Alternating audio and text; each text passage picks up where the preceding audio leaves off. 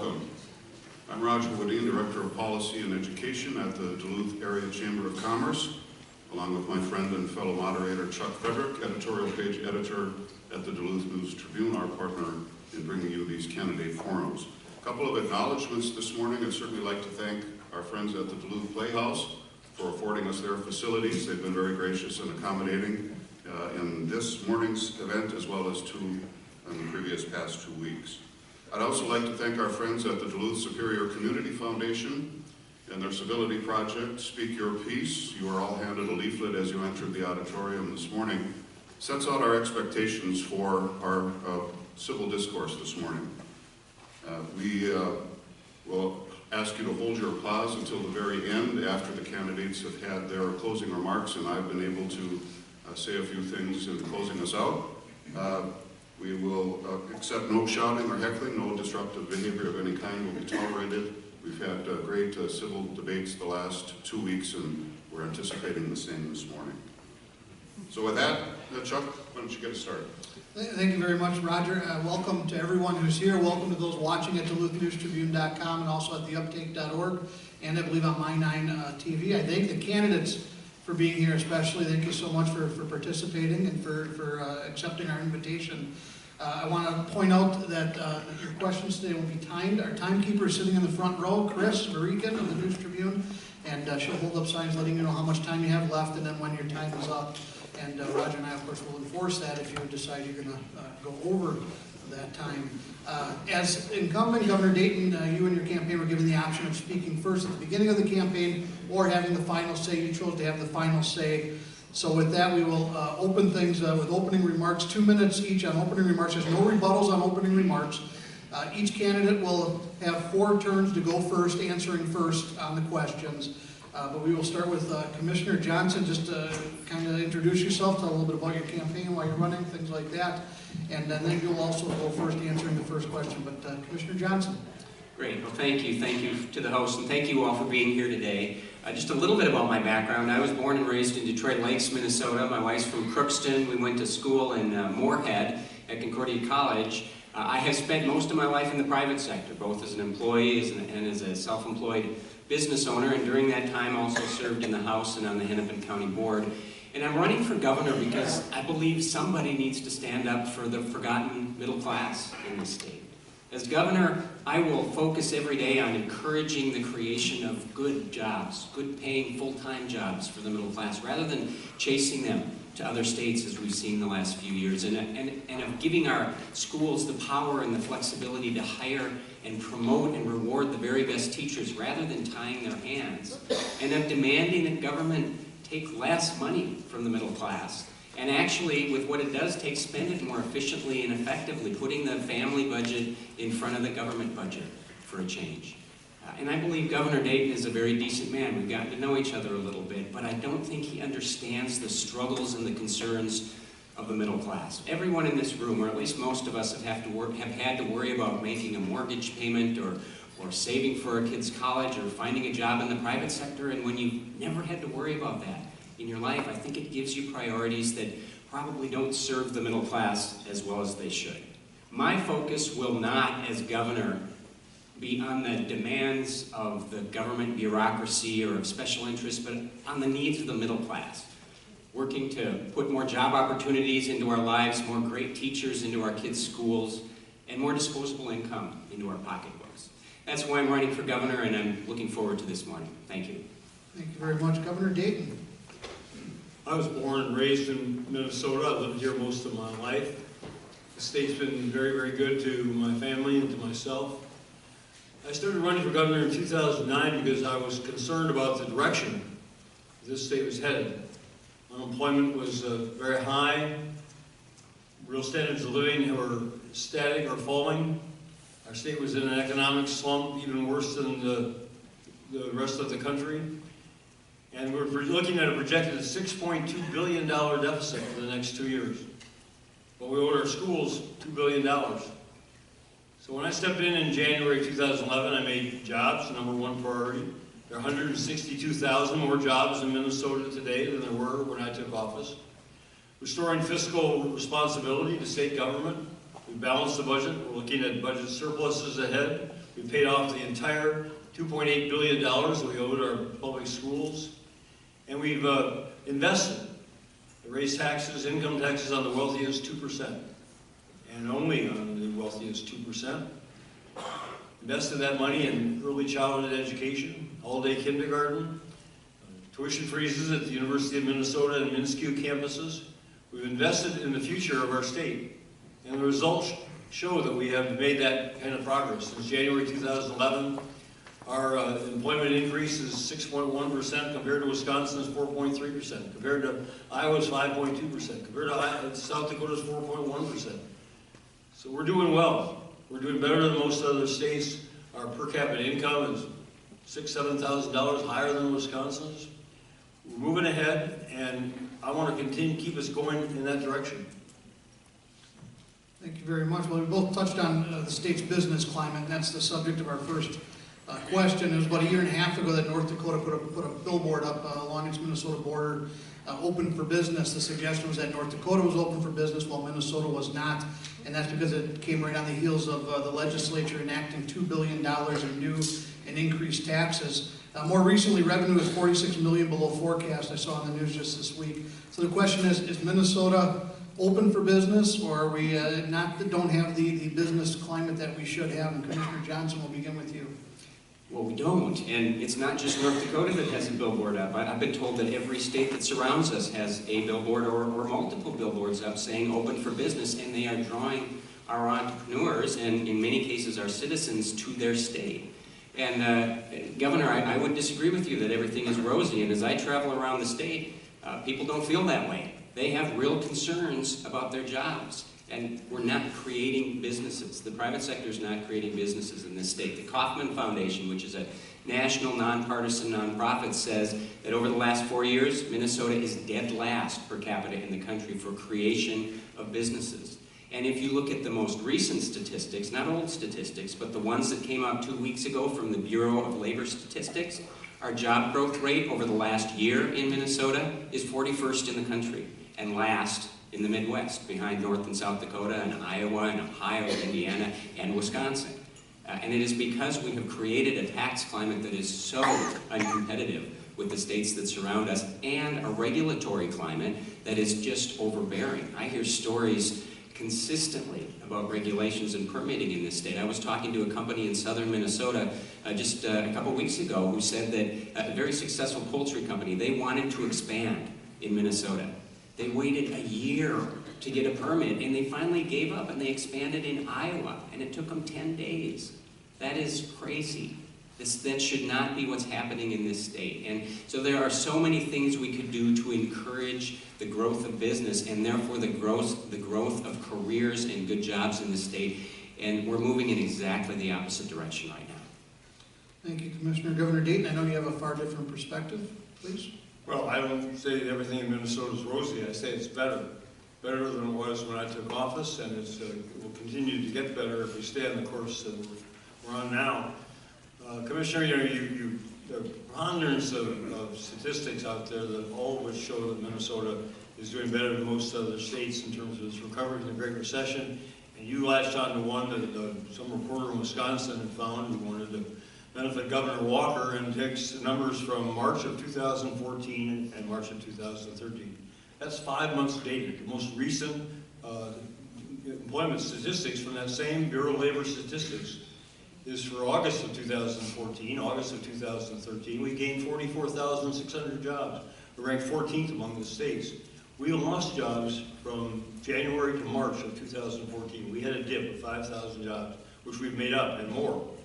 So the number at the end of March of 2014 was an outlier. It was unusually low. And that's what everybody else can take into account. And you're so desperate to find something to make Minnesota look bad that you jump on whatever you can find. The facts are that employment in Minnesota has increased by 6.1% in the last since I took office. Wisconsin is about 4.3%. Iowa's 5.1%. South Dakota's 4.1%. I mean, people put all the signs they want, but that doesn't reflect reality, and there are more people working. Unemployment rate here in Duluth right now is 4.3%. Unemployment rate in Minnesota is 4.3%. That's about That's what economists call full employment. Are they the best jobs that we can create in the future? No. Are we going to do better? Yes. We're going to work at it. But to denigrate this state and to denigrate what the people of Minnesota have accomplished, I think is just wrong. Mr. Johnson, 1 minute. All right. Well, I never denigrate Minnesota because I've spent almost my entire life here.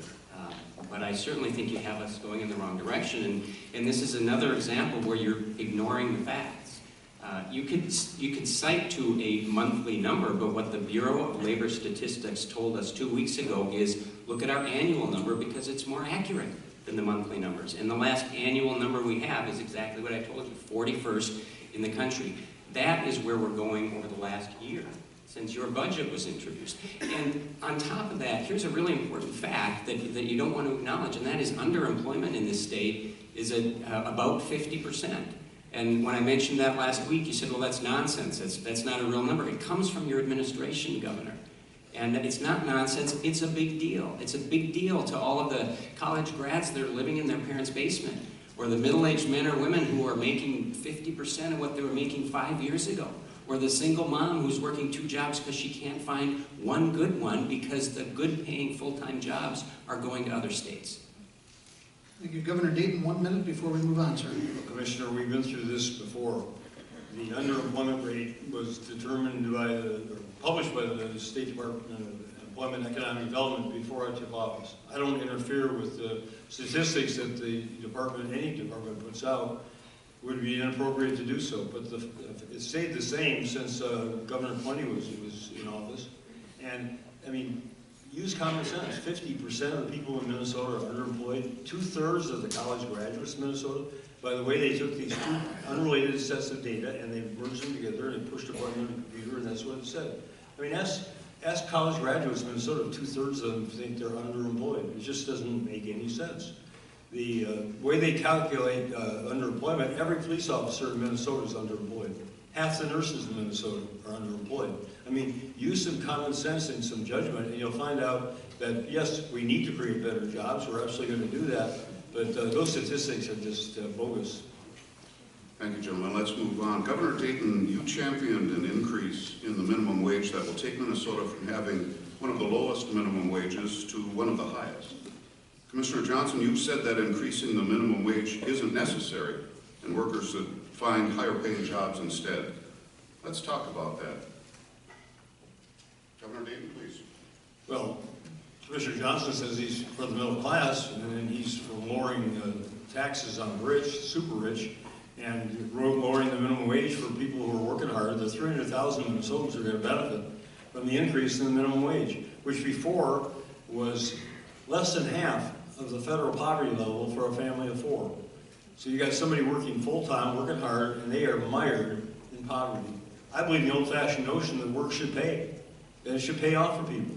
And even raising the rate to $9.50, which will occur in 2 years, that's still only 80% of the federal poverty level for a family of 4. We're not making people rich, we're giving them a chance to start to earn the American dream. And those 300,000 people who have more money in their pockets are going to spend that money, most of them locally. Most of them have urgent needs. They're going to go to local stores. They're going to purchase goods and services that they couldn't afford before. If you want to build a middle class, you need to give people a chance to earn that money through the workplace.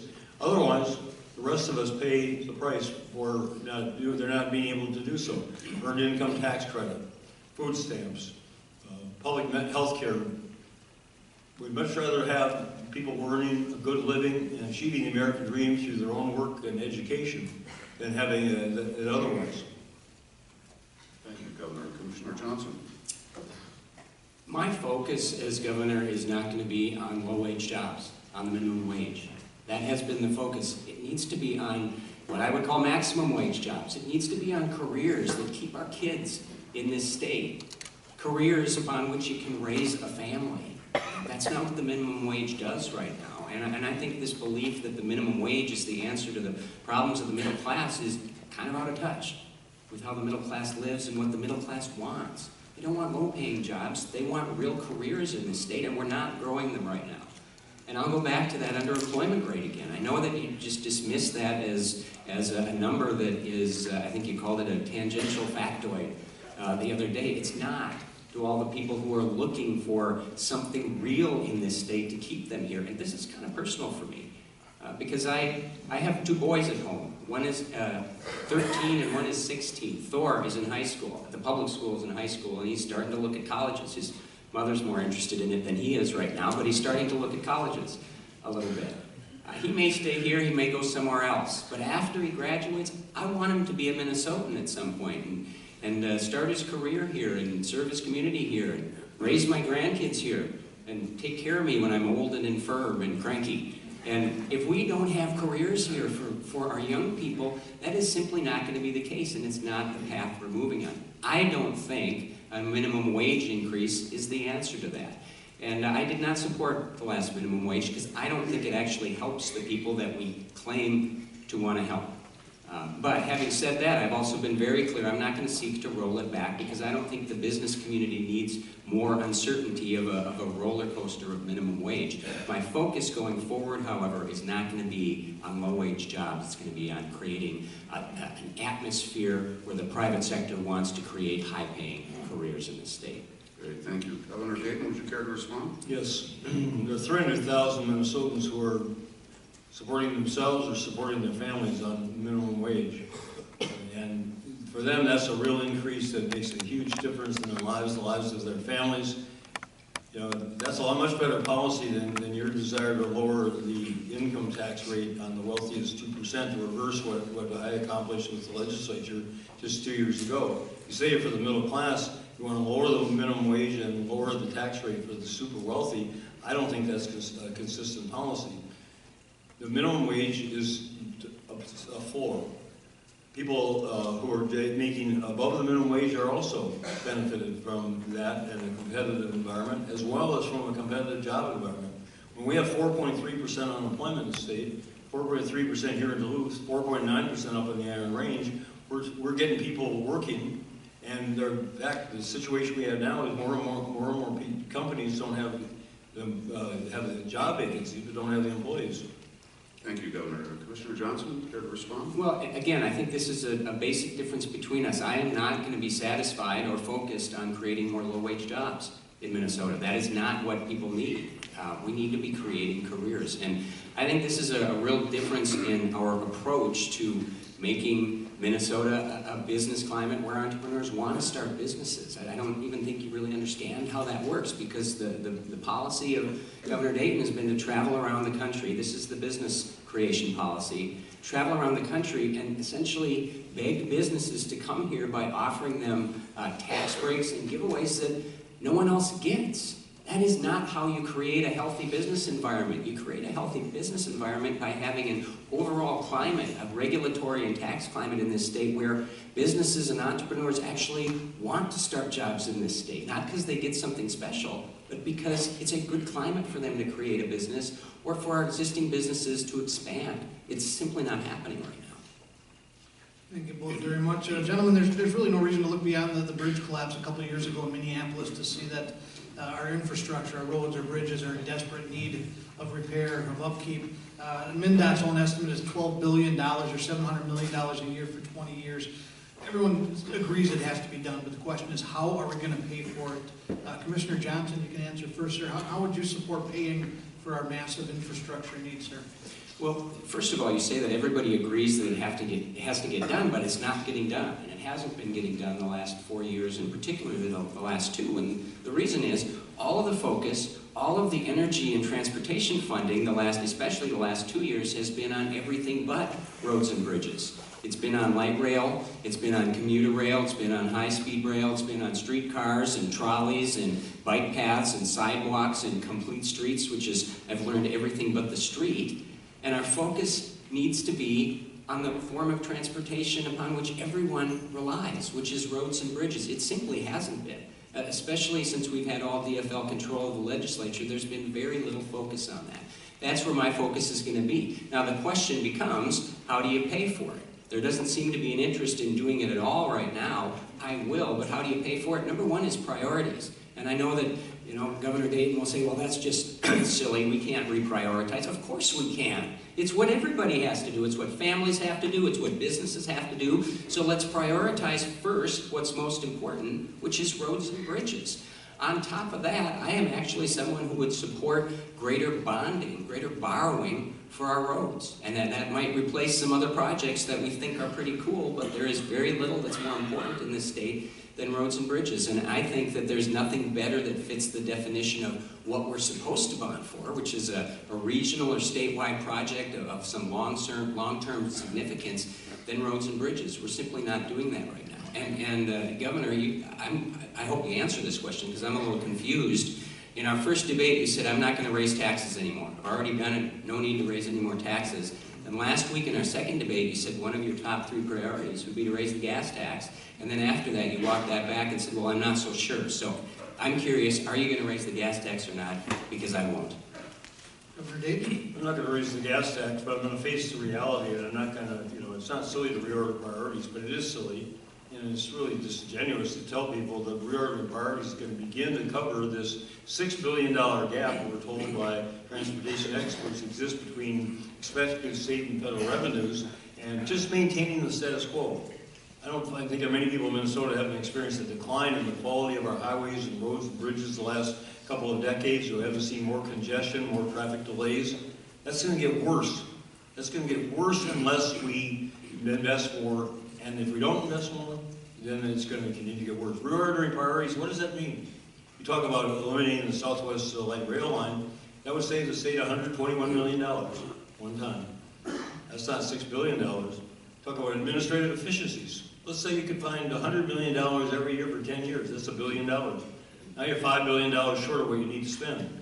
So let's get real here, Commissioner. If you want to invest in infrastructure and make things better, it's going to cost money. It's going to have to come from somewhere. It's not going to come from the federal government. It's not going to come from the sky. It's not going to come from these administrative fictions that you described. We either raise revenues or not. Now, the business community said last week they're not interested in raising money. If the business community doesn't support any kind of revenue increase for transportation, I can guarantee you, given the politics of the legislature, there won't be any increase.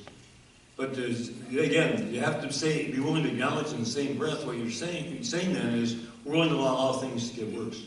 It's going to take 10 years if funds are committed now. By the time you go through right-of-way acquisition, engineering, studies, all the other has to go on, contracting, the actual project construction in 2-3 years. It's a decade before you see those results. The question is, are we going to be foresighted enough to look a decade in the future for ourselves and especially for our kids and our grandkids, or are we going to pretend that we don't need to do anything? Commissioner, 1 minute. Well, I'm still confused, Governor, because now you said you're not going to raise the gas tax, but you kind of said you wanted to, but the business community isn't going to let you. And I'm not going to because we don't need to. We had the biggest tax increase in history on all Minnesotans, by the way, not just on rich Minnesotans. Everybody took a hit from these tax increases. We saw the biggest cigarette tax increase we've ever seen in the state. We saw a health care tax increase if you're in the Minshire exchange. We saw for most of you a wheelage tax increase because that power was given to counties. If you own a car or a truck, you probably have higher taxes. So it's not just on rich people. And also keep in mind that top 2%, that's a lot of the small businesses in the state that pay taxes on a pass-through basis. So everybody is paying higher taxes, the biggest increase in history, and now we're arguing that we can't even do the most basic function of government without another tax increase, which is filling our potholes and making sure we have roads and bridges that can get people around this state. So I'm still not sure where you stand, Governor. I stand is, as you said last week, one of the possibilities I would consider is a wholesale tax on gasoline. That's different from the gas tax at the pump. For one, it would generate more revenue, but I can't raise taxes and shouldn't be able to raise taxes myself on anything in Minnesota. It takes the legislature, and the legislature reflects the will of the people. And as long as there are people like you who are fooling people into believing that there's all this money lying around, if there is, please tell us. Don't just say reorder priorities. Tell us where you're going to come up with $6 billion, or even half of that, through reordering priorities, through administrative efficiencies. Tell us where that money is, so we can know that we've got some step toward a solution of a problem, and not just a campaign speech that claims we can get something for nothing. Can I tell them where that money is? Sure. Yeah, well, don't change what I just said, Governor. I didn't say we'll find all the money. In fact, I didn't even bring up efficiencies. I talked about number one, priorities, where we can find a piece of that money. But I believe we ought to start bonding for it. And I know when I brought that up before, I think you said, well, he lives in a fantasy land. You like to just dismiss everything that others say. I don't live in a fantasy land. You said I live in a fantasy land because, well, there's a lot of important things we put in the bonding bill and it would be too hard to make those choices. Well, government ought to have to make hard choices. And sometimes we can't fund everything that everyone wants. We got to say these are the most important things. I believe we should beef up the bonding bill and include transportation in it. Yeah, please, 30 seconds, and then let's move on, please. The Minnesota Department of Transportation now issues bonds, at least quite a few under Governor Plenty as a way of financing highway expenditures, and they spend 20% of their state and federal revenues now to pay the interest and principal on those bonds. That's a policy within the department which is deemed to be fiscally prudent. If you want to jack that up, you get a short-term boost from it, then you're going to be paying more interest than principal. You'll have less money for basic roads and repairs. The Minnesota Constitution prevents you from taking the general fund bonding and using that for the trunk highway system. If you want to change the Minnesota Constitution, you have to wait till the election 2 years later and do that. And then you're going to take away money from Lewis and Clark and Worthington and Laverne and other essential projects that are here downtown in Duluth. Maurice's built because of a bonding project. You know, you're going to take away robbing money from Peter to pay Paul. Okay, thank you, gentlemen. Moving on, farmers and agribusiness frequently complain that North Dakota oil shipping is tying up the railroads, impacting delivery of crops to market. Discussion of that issue often leads to the question of pipelines. What is your position on the safe transport of oil, the backlog of commodities to market, and ultimately where do you stand on the expansion of pipelines? Governor Dayton, we'll start with you. Well, North Dakota oil is what's jamming up our rail system. The amount of oil being sent out of North Dakota has more than doubled in just the last 2 years, and over 70% of that goes through Minnesota to the markets east of here. So it's put a tremendous strain on grain shipments, on coal coming to places like Minnesota Power for the electrical generation, propane, which will be more of a concern as the months unfold. And you know, we're managing a tough situation. I've met with Burlington Northern CEO twice now, and we have a conference call set up for later this week. And I'm summoning our congressional delegation for this end of this week. Also, we've written the Surface Transportation Board unless the federal government is willing to stand up and tell rail companies that they can't just keep overloading the system with oil for their own profits. We're going to have this problem.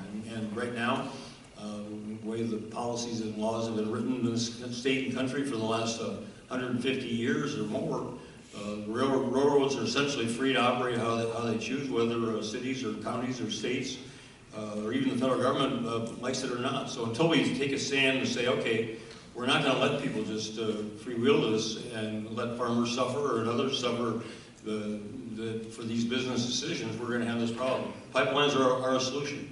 We should build the Sandpiper pipeline. We should let the Public Utilities Commission, set up by the Minnesota legislature, with a good intention to isolate these decisions, and especially the routing of these from political grandstanding that goes on around them now. And the Public Utilities Commission, I expect, will issue a certificate of need. They will look at this, the route that Enbridge has proposed, as well as other environmentally safer routes. They'll come up with a route. We'll have an oil pipeline, and that will help. Okay, thank you. Commissioner Johnson. Well, I think actually the Sandpiper and other potential pipelines are actually a solution or a partial solution to a problem, and we're not taking advantage of that. And Governor, your appointees to the PUC are trying to kill the Sandpiper. And I think you ought to take some responsibility for that. Don't say you support it and then have your people try to kill it and hide behind the process. We have farmers in Minnesota who simply can't get their crops to market. I was in Eldred, Minnesota last week, just outside of Crookston, and I was talking to Danny Grunwald, who runs the grain elevator there, and he said that this is killing our farmers right now because the rail is filled with oil, and we got to get some of that oil off the rail. And we can talk tough to the railroads all we want. I'm happy to do that, but it's probably not going to do much What we have is a potential solution to build this Sandpiper pipeline. It will help farmers, it will help miners, because it's a significant problem up here. Also, the fact that the rail cars are filled with oil. And it's time that we actually took some action on it and moved the process forward, rather than hiding behind the process and say, I want to get it done, but really behind the scenes, we're killing it. And this is, I think this is a common theme that we've seen in this administration. Those things that are most important to greater Minnesota, they're not getting done. Whether you look at where we're spending our transportation dollars, whether you look at the allocation of money for K-12 education or for LGA, whether you're looking at some of the regulations that are killing our farmers, some of the water regulations where the feds are trying to come in and actually regulate the water in people's ditches, and we're not standing up to them in the governor's office right now. This is a very metro-centric administration, and I think the fact that the governor's PUC commissioners are trying to kill the Sandpiper is a perfect example of that. Thank you, Governor. You care to respond? Well, it's just not true. You know, I appoint members to the Public Utilities Commission. You're correct, Commissioner. I've appointed 3 of the 5. But I appoint judges as well. I don't call judges up and tell them how they should decide cases. And it's similar here. The Public Utilities Commission is very well insulated by intention by the Minnesota legislature and previous governors from that kind of interference. They're following the procedures that are set up in statute. They're going through a review process. Enbridge is one pushing, saying, well, we have this deadline of June 2015, therefore now it's delayed. Well, that was their timetable. That was never one that was agreed to by anybody else. And now, with the concerns raised by people living in greater Minnesota along the pipeline route, the fact that some of these are extremely sensitive areas environmentally, very hard to access if there were to be a pipe of oil damage. You know, you want to ram this through and leave future generations to be dealing with millions and millions of dollars and years of oil cleanup. I want to prevent that, do it right now and for a long time. Thank you, Governor. Commissioner? Well, Governor, of course they don't want to do that. We have a process, whether it's for opening mines or building a pipeline, that is difficult in this state, and I can live with that. It probably shouldn't be easy to do those things. But let's actually move through the process rather than throwing up roadblocks and then hiding behind that process. Your 3 PUC commissioners were appointed by you because I assume that they share your philosophy about what should be done on that board. And they are not just following the process. They did, with the Sandpiper, what everybody has told us has never been done before. The PUC has never taken the role of blocking a pipeline because they thought maybe there were some other better routes that no one else had even put out there. It is a very transparent attempt to kill the Sandpiper, and you should take some responsibility for that. Thank you both. This transitions very well into the subject of precious metals mining, copper, nickel mining. You knew you couldn't come up north without being asked about precious metals mining. It probably is one of our most polarizing issues in northern Minnesota right now, with one side saying that the regulatory agencies are dragging their feet and holding back billions of dollars of economic impact, and the other side, of course, saying it can't possibly be done safely. Commissioner Johnson, we'll start with you. You said that re-electing the governor would mean that the precious metals mining will never happen. Why do you say that, and how would you be different, sir? Well, I think that's just the truth.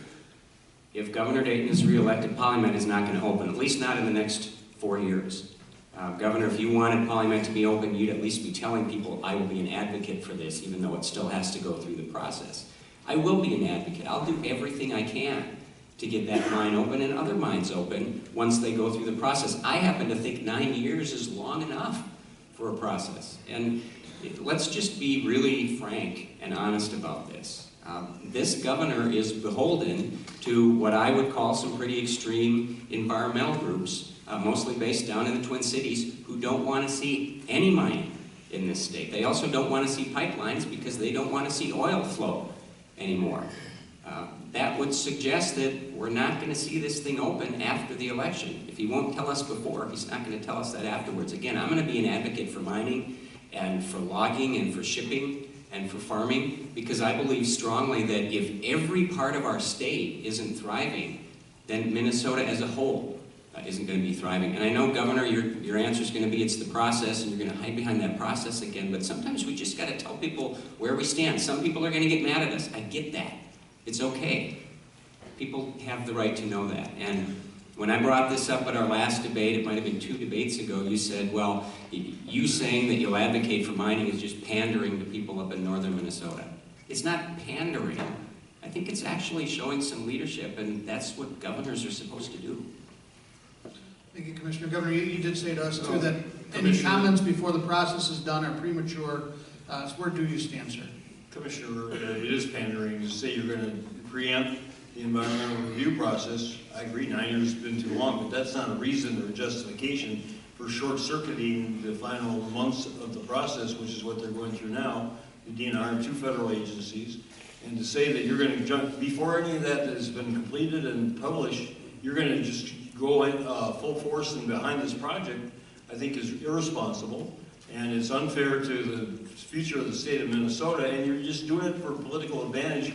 You and others have been saying for months now that you're going to support this project before the final environmental review process is complete, are absolutely pandering to northeastern Minnesota. I've seen it time after time. I've been working on behalf of northeastern Minnesota for 37 years, and I've seen the hucksters go up there and promise chopstick factories and endotronics and all these other things that have never materialized because they're dangling out the prospect of jobs. Well, we're going to do this one responsibly. We're going to protect the environment. We're going to protect jobs. We have 1,000 more people in Minnesota right now working up on mining on the Iron Range, mining jobs than when I took office. The unemployment rate up there is 4.9%. I was up there a couple weeks ago. Their businesses want to expand. They're looking for welders, electricians, mechanics, people with skills that we need to bring to our community colleges and technical colleges so that they're training people for the jobs of the future. But in this case, you want to just run roughshod. You just say that now because you are running for office and you think you can drive a wedge, and it's just not responsible. I'm going to wait till the environmental impact statement is complete, till all the information is known, and then I'm going to go and review some of the projects around the state, around the country, and see what the reality is, and tell Minnesotans what they're going to reasonably be able to expect with this undertaking. Thank you, Commissioner. Well, that's a new one. You've called me a wacko, a Neanderthal, and now a huckster. So that's probably better than the first 2, I suppose. Here's what it comes down to. Again, you're hiding behind the process. I have never said let's short-circuit the process. In fact, just a minute or 2 ago, I said it's okay that we have a tough process. We should certainly have a tough process to open a mine. But 9 years is enough, and what I'm saying is I'll actually advocate to get through that process because I think mining is a good thing, is a positive thing, and I want to see it get done. Yes, we have to get through the process, but I want to see it get done, and as governor, I'm going to push to get it done. And I'm not going to let them slow it down anymore just because some groups want to kill this. And I've never heard you say that, and I don't think I'm going to. Mining's a very good thing, and it's been the backbone of our economy in northeastern Minnesota for over a century. There are, as I said earlier, 1,000 more mining jobs in Minnesota than when I took office. So we've issued over 70 permits to expand mining on the Iron Range. Copper nickel is a very, very different kind of mining, different process, a different kind of residue left, and we're breaking new ground in that undertaking. And it's 9 years is too long. No disagreement there. But to say we're going to short circuit and make our decision on where we stand before the final facts are in, I think is irresponsible. I don't recall ever calling you a wacko. You said yourself to a Tea Party group last spring that people called Tea Party folks wackos, and you said, and we're not, and you said, and I'd probably say we, and that was the time when you were also asking them for their endorsement, which you denied subsequently. So I haven't used that term, and I do think hucksters are people who promise things that are unrealistic for selfish advantage. Thank you, gentlemen. Let's move on to the Affordable Care Act. It has withstood dozens of challenges in Congress and scrutiny by the Supreme Court, and it is the law of the land. But let's bring it a little closer to home. Minnesota crafted MNsure, which by most admissions rolled out with a rocky start. Is MNsure achieving the results promised? Is all of this settled? Or in your opinion, where do we go from here? Governor Dayton? Well, it's far from settled because the people who oppose the Affordable Care Act, who want to go back to sort of a Darwinian, survival of the richest in a healthcare system where insurance companies and others are free to offer whatever plans they want, and then people, after they purchase these, find out when their loved ones are sick or they're sick, that they're not covered with that policy. The highest percentage of personal bankruptcies in this country are people who can't afford their health bills, who most of them have insurance. They thought they were covered, but they're not. So the Affordable Care Act set a floor. It said you can't deny people for pre-existing conditions. That's huge, especially for people middle-aged and older, who most of us have pre-existing conditions. Your kids are covered till age 26 on your policy. You can't have a limit on what you need to spend lifetime for your health needs and others. So that part has definitely been contentious for those who don't want to have those standards. And the theory is that if everybody is covered that way, we aren't going to have these personal bankruptcies. We aren't going to drive people into poverty because they can't afford their health bills. In Minnesota, the health exchange was something that everybody, Minnesota Business Partnership, Minnesota Chamber, hospital groups, doctors groups, everyone involved with healthcare said it was preferable to going to the federal, and I believe it will turn out to be. It got off to a bad start. It's getting better.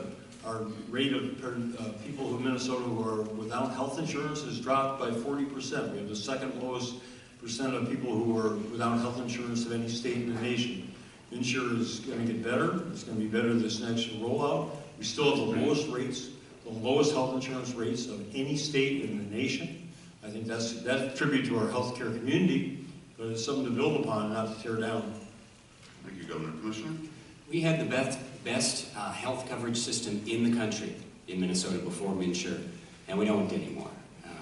Governor, you desperately wanted to be the first state to implement Obamacare in the form of MNsure in Minnesota, and you practically got your way. You certainly got MNsure exactly the way you wanted it, with a hand-picked board and all the pieces of legislation that you asked for, and it has been an unmitigated disaster from day one. And not just because it wasted a fantastic amount of money on a crappy website, but more because it is hurting people. It's hurting hundreds of thousands of Minnesotans. Yes, we went from 92 to 95% coverage, and that's a positive thing. But 140,000 Minnesotans were forced off their health coverage. Many of them lost their doctors. Some of them lost their hospitals. We saw rates go up after MNsure, and we're going to see them spike next year. Not 4.5%. Not even close to the 4.5% that you guys put out. The Minnesota Association of Health Underwriters has said that the increases for next year within MNsure are going to be between 8% and 43%, depending upon where you live. The cheapest policy in St. Louis County is going to go up 33%. That was in the Star Tribune a couple weeks ago. So the fact that you keep saying we're the lowest and it's 4.5%, I think everybody has found that that number is truly bogus.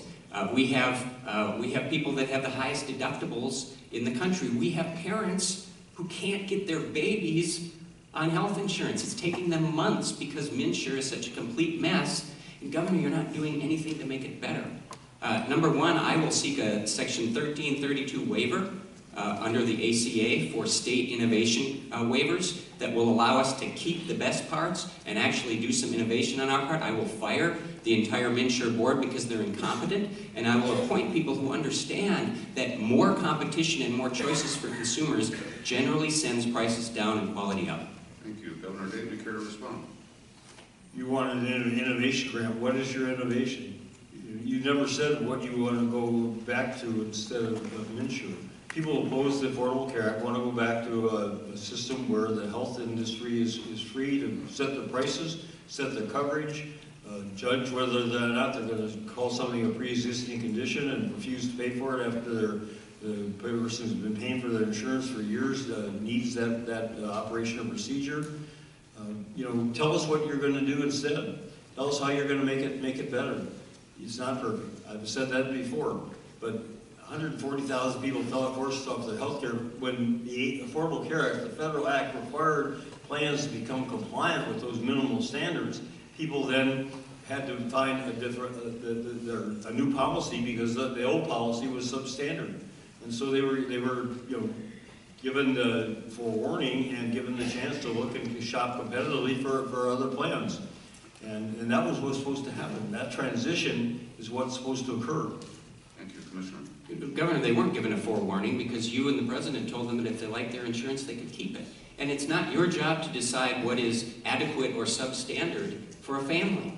I think they're smart enough to figure out what insurance policy works best for them. So limiting those choices to only what government bureaucrats think is okay is wrong. And I'll tell you exactly some of the things I do. The Section 1332 waiver, this is part of Obamacare, says that if you want that as a state, you can't remove anybody from insurance that would have it under Obamacare. So we're not eliminating any of those things that many people would say would be positive. You need to continue to cover all the people. But I happen to think we ought to get out of a government-run exchange that limits options for people. Give them more choices and more options, and they're going to be happier for it. Because you might think that government bureaucrats know better what insurance I should have for my family, but I don't. I think most families can figure that out themselves.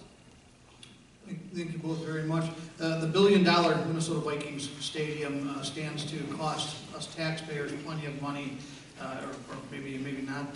But with respect to what the birds might ask you about the stadium, my question is whether the public financing of the stadium has been as responsible and as transparent as possible, or as it should have been, and how can taxpayers be assured their money is being spent wisely? Commissioner Johnson, we'll begin with you, sir. Well, it hasn't. I mean, here is another example of where we're going to differ about as far as you can possibly differ. The Vikings Stadium, by the way, I'm as big a Vikings fan, even this year, as anybody in this room. But I don't happen to believe that the public should be funding $500 million for that stadium. And Governor, you promised that the People's Stadium, as you like to call it, would never actually be funded from the general fund. But because the plan that was in place for e-pull tabs ended up 95% short, now we're using general funds. So that everybody out here is paying for about $500 million. Well, the people in Minneapolis are paying for a chunk of it, but taxpayers are paying for about half of that stadium. And I was just actually reading about the stadium in New Jersey that houses both the Giants and the Jets. You know how much the taxpayers paid for that one? $0. So don't believe it when someone says the only way we can do this is by being held hostage. The bigger problem, though, that I have with this is the fact that, Governor, you didn't have a clue what was in that bill. You claim that you negotiated it, but you didn't know that there were personal seat licenses in there. In fact, you expressed outrage after the bill was signed that they were in there. But they were in the bill that you signed. You got to know what's in the bills you signed. And you didn't have a clue about how it was going to be funded because we had to switch and now make taxpayers pay for about half of it.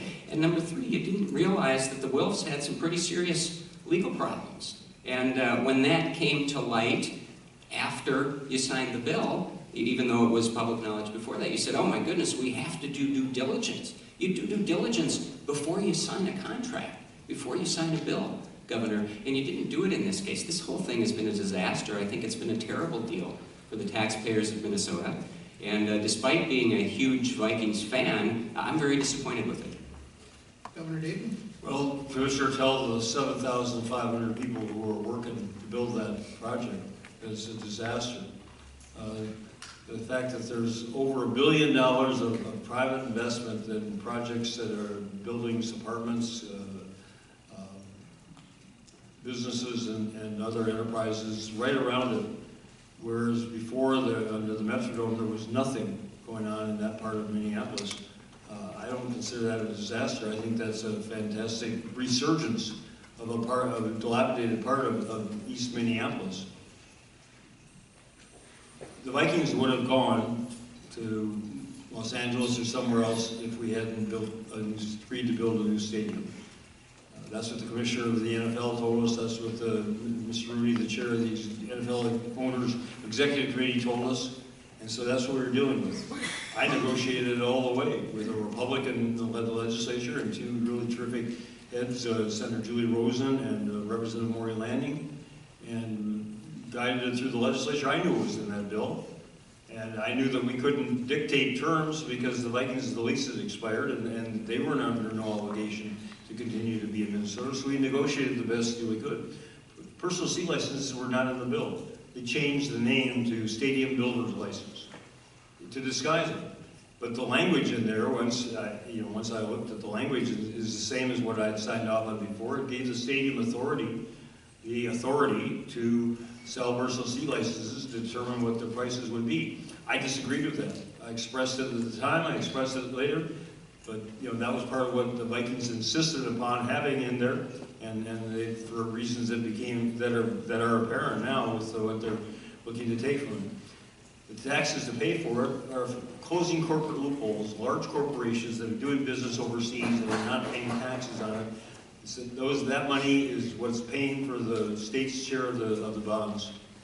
Commissioner Johnson? Well, and Governor, that money would go into the general fund. So it's general fund money that's being spent, that could be spent on something else that is now being spent on the stadium. But, it just disappoints me when I hear you say, well, the Vikings, essentially controlled the process. There's nothing we could do about it. They kind of took us for a ride. And that seems to be a theme. I was in northern Minnesota, just west of here, a couple weeks ago, I think it was. I was talking to a company that was having a terrible time with the regulatory process and one of the agencies in the Dayton administration. And I said, well, have you called the governor's office to see if you can get things moving, see if they can help you out? And they said, we've tried, but there's nothing the governor can do about this. This is the agencies, the bureaucrats run the government. I think that is sad. And people just assume that the governor has no control over what's going on within his government, whether it's negotiating a deal with the Vikings or whether it's telling the agencies that their job is to serve the people who pay their salaries rather than try to control them. And I really feel like right now we need a more engaged, active governor. Thank you, Governor. One more minute. Well, to complete a negotiation, both parties have to agree. And the Vikings didn't control the process, but the Vikings were part of the negotiation, and they were under no legal requirement, no requirement of the league to agree to any terms that they found unacceptable. So we negotiated back and forth. We negotiated to the last day of the legislative session, and in fact it was Senator Julie Rosen who required them to put up the last $50 million. We all sat in the room waiting to see whether they accept or whether they'd walk away from the deal. And if they walked away from the deal, they would be playing somewhere else, and we would have a Metrodome with no paying tenant, dilapidated, obsolete, and no economic growth occurring around it. Instead, we got 7,500 people working to build it. We got several thousand more going to have jobs in the commercial enterprises right next to it. We got a civic park, a redevelopment of all sorts of kinds going on around there. I'd say it's going to prove to be a very significant economic boon to that part of Minneapolis. Thank you, gentlemen. Our final question before we go to closing comments is on education. Governor Dayton, as you run for a second term, you point to delivering on a campaign funding promise you made as a candidate in 2010. This time around, you're saying you'd like to see the per pupil formula continue to increase. Essentially, you want to spend more on schools. Commissioner Johnson, you haven't been willing to make the same pledge or make any specific spending promises. You've said that the current state funding formula has grown too complex. You're inclined to criticize the governor for being too close to Education Minnesota, the statewide teachers union, and as a result fails to make changes that could help narrow the state's persistent achievement gap. I think we can all agree a high-quality educational system is essential to our state's prosperity, but you two differ greatly on how to get there. Governor, your comments? Well, I have increased state funding for K-12 public education because it had been cut back in relative and real dollars over the previous decade. And even now, according to the U.S. Census Bureau, Minnesota ranks 24th among the states in the nation in state support for public education on a per pupil basis. So we've gone up, but we're just right back into the middle.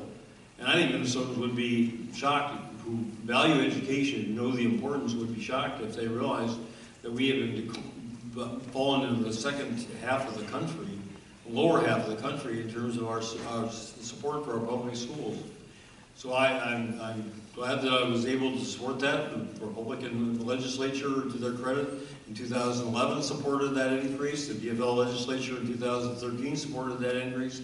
And by increasing the per pupil formula, you give the school districts the flexibility to decide where that money can be best spent. Here in Duluth is maybe different from where in Crookston or from in Albert Lee. So that the school boards who are elected by the people have the authority and the flexibility to make those allocation decisions. We've also funded early childhood education. Didn't exist, state support for that didn't exist before I took office. Experts say that working with children, especially from disadvantaged backgrounds, at an earlier and earlier age is crucial.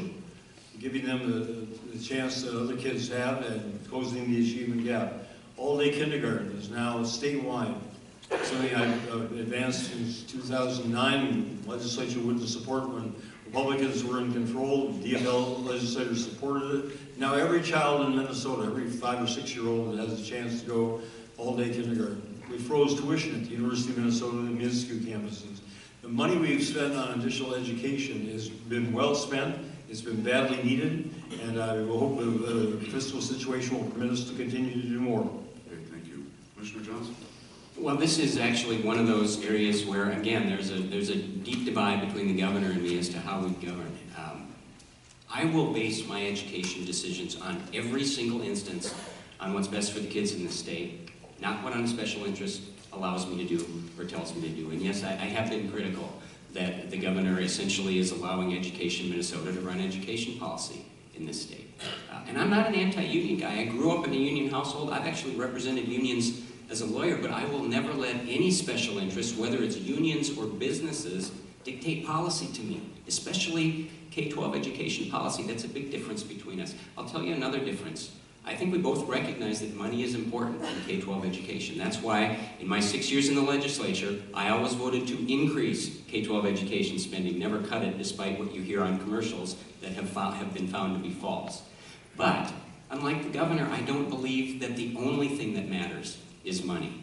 More money and good intentions isn't enough. We need to start demanding results, particularly from the schools that are getting the most and providing the worst results. And that comes from having high standards that are set by those of us in the state, by the way, not by the federal government in the form of Common Core, and by demanding actual results and parental accountability. When you look at the fact that Minneapolis spends about twice the state average per pupil and gets terrible results, we got to do more than just sending them more money. We have to change the way they do things. We have to demand that they do things differently to better serve their families and the taxpayers. And the other difference is, I believe that we need to give our schools the flexibility and power to hire and promote and reward the very best teachers. This governor, because of Education Minnesota, is actually tying their hands and preventing them from doing that. My focus will be on what's best for our kids, not on what some special interest allows me to do. Thank you. Governor Dayton, care to respond? Well, your record on education funding speaks for itself, and you know, you have a different view from just about everybody in the established media who described the bill that you voted for in 2003 as a cut of $76 million in funding for K-12 education for the 2005 biennial budget compared to the 2003.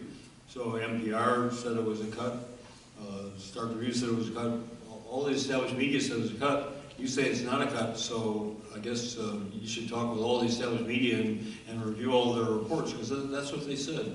You also voted to transfer shift, we call it, borrow involuntarily over $400 million from the schools, setting the stage for further shifts and further, and then you also cut $350 million in funding for the University of Minnesota and the Minisku campuses, which also caused tuitions to go up the next year by 14%.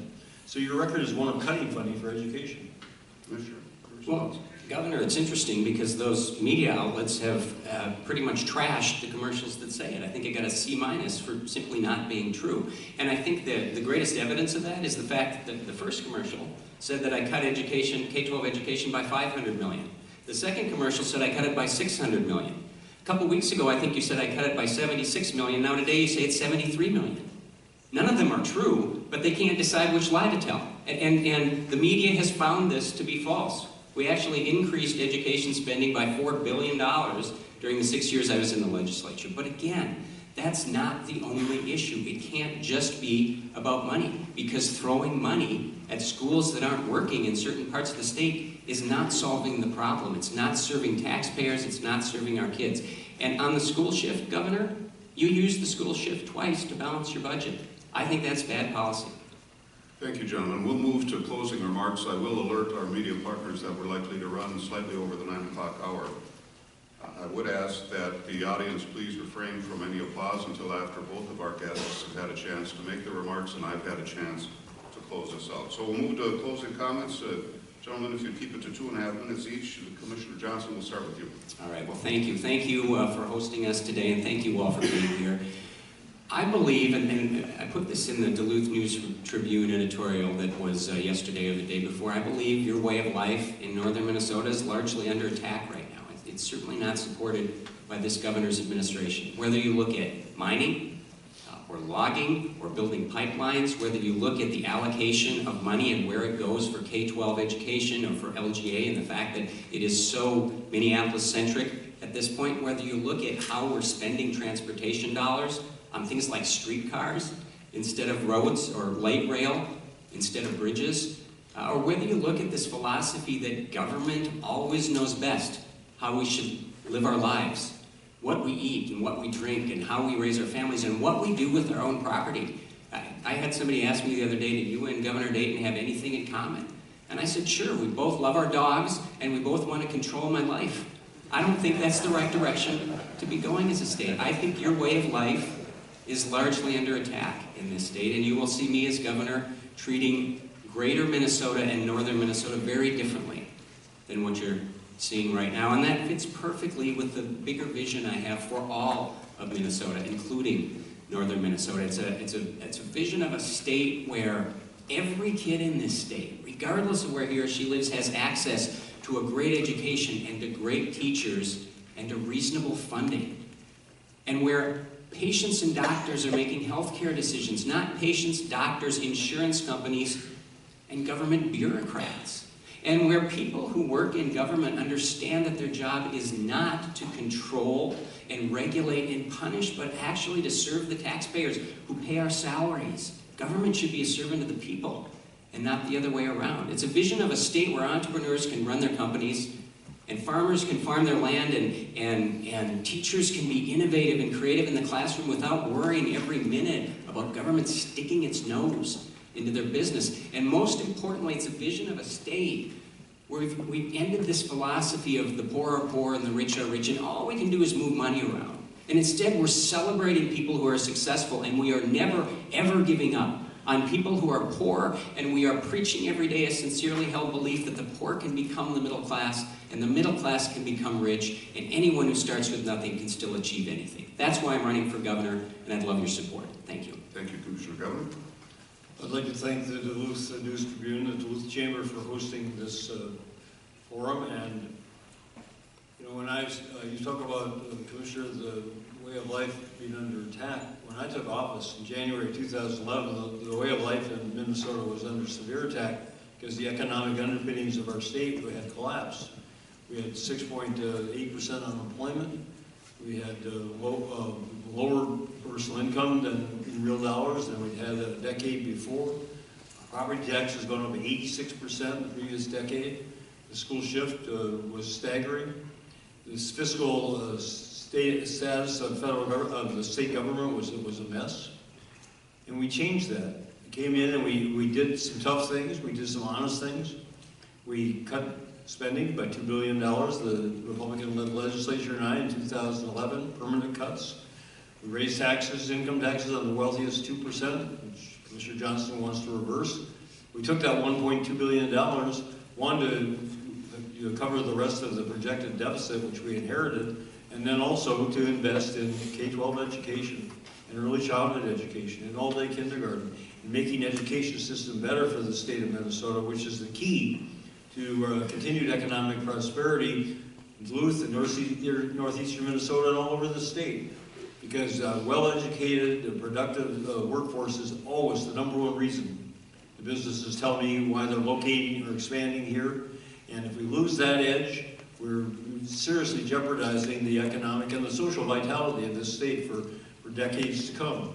So we're going to continue to invest in education upon Governor. We're going to continue to invest in giving every child the opportunity to be successful. We're going to give them a chance to earn a good living in the workplace through their hard work, which is what's made Minnesota successful.